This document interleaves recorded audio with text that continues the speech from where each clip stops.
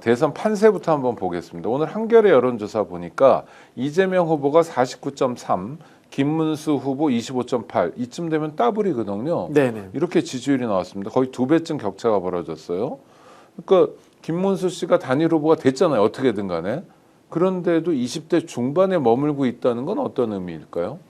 오히려 며칠 전 여론조사에서는 김문수가 더 잘 나왔어요. 30%. 예, 30%대가 나왔는데 그건 왜 그렇게 나왔느냐 하면요. 국민의힘의 야밤의 코미디가 있었지 않습니까? 네. 그러다 보니까 검색량이 많아지고 키워드 분석이 늘어난 거예요. 그리고 거기에서 김문수가 이른바 플랜카드 붙인 것처럼 좀 정정당당해 보였거든. 네네. 또는 탄압받는 것처럼 보였거든. 친윤들한테.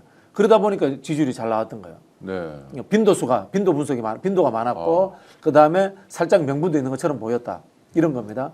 근데 2, 3일이 지나고 후보가 돼서 하는 행태를 보니까 이거 다시 친윤인 거야. 네. 그다음에 하는 행태가 꼰대고 성인지 감수성도 없고 과거 구태의원하고 이러니까 다시 약보수들 그다음에 합리적 보수들이 역시 김문수가 그렇지 뭐 하고 다시 이제 무응답청으로 돌아서 버린 거예요. 그렇게 저는 해석이 됩니다. 정치하는 사람들이 언론을 좋아하잖아요. 그 네네. 기자들하고 뭐 술 먹고 밥 먹는 것도 좋아한다고 그러는데 이게 이제 검색량, 빈도와 연관이 있기 때문인 거죠. 그렇죠. 정치인들은 빈도가 많아지면 네네. 언론에서 자기 이름 석자를 많이 이야기하면 좋은 겁니까? 그게 과거에는 네. 정치인은 이른바 부고 외에 죽었다는 자기가 죽었다는 거? 부고 네. 외에는 언론에 많이 나오면 좋다라고 이야기를 했습니다. 네네. 근데 지금은 달라요. 왜냐하면 SNS라는 2차 언론의 역할을 하는 이 구조가 생겨버렸어요. 네네. 그래서 어떻게 되냐면 나쁜 것은 더 나쁘게 증폭되고 어. 좋은 것은 더 좋게 증폭돼서 확산됩니다. 네네. 그런 부분이 있기 때문에 차라리 나쁜 이슈는 나쁘게 유명해질 바에는 유명해지지 않는 것이 좋습니다.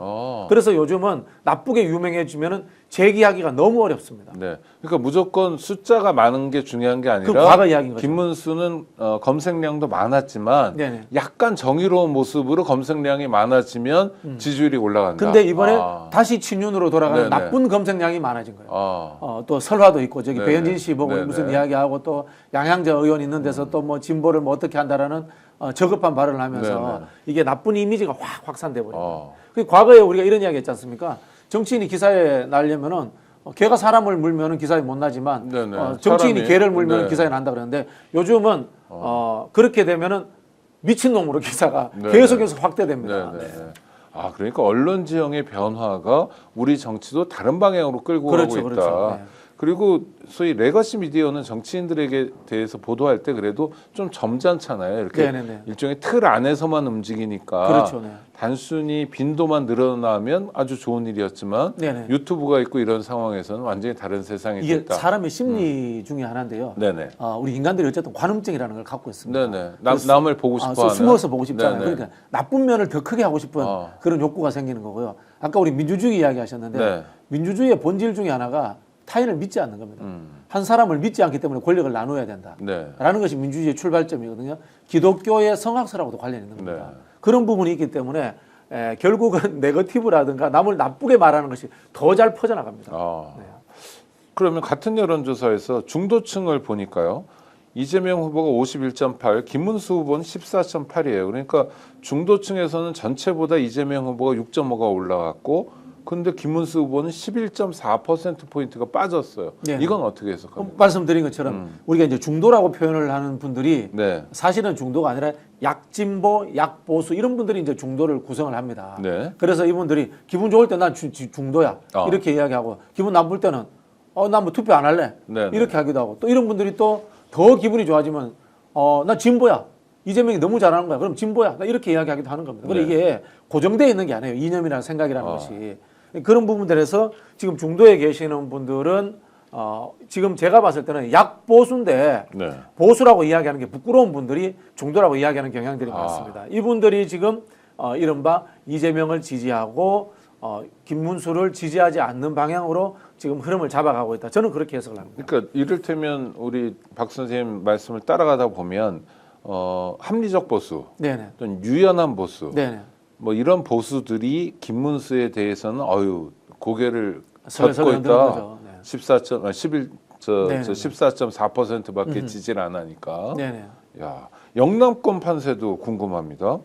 여러 여론조사 보면 부울경에서 이재명 후보가 앞서는 거로 나오는 여론조사가 꽤 있어요. 실제로 그렇습니까? 앞서야 됩니다, 저는. 아, 됩니다. 앞서야 된다라고 당이에요, 당. 예, 보는 게 부울경에서 최근에 민주당 그 총선에서의 네. 평균 득표율이 40%를 넘었습니다. 아, 물론 이제 국민의힘 50%를 넘죠. 네네. 그렇지만 이게 지금 윤석열 탄핵 국면에서 내란 종식이라는 측면에서도 부울경 그 시민들이 가지는 의식이라는 것은 윤석열을 싫어할 수밖에 없습니다. 그리고 윤석열과 김문수는 쌍생합니다. 어떻게 보면 네네. 윤석열 정부 밑에서 장관을 했고 경산호위 위원장이었고 윤석열이 아니었으면 김문수는 재탄생할 수가 없는 사람이지 않습니까? 그렇죠. 그럼 일체화된 겁니다. 그럼 반대쪽으로 표가 넘어와야 돼요.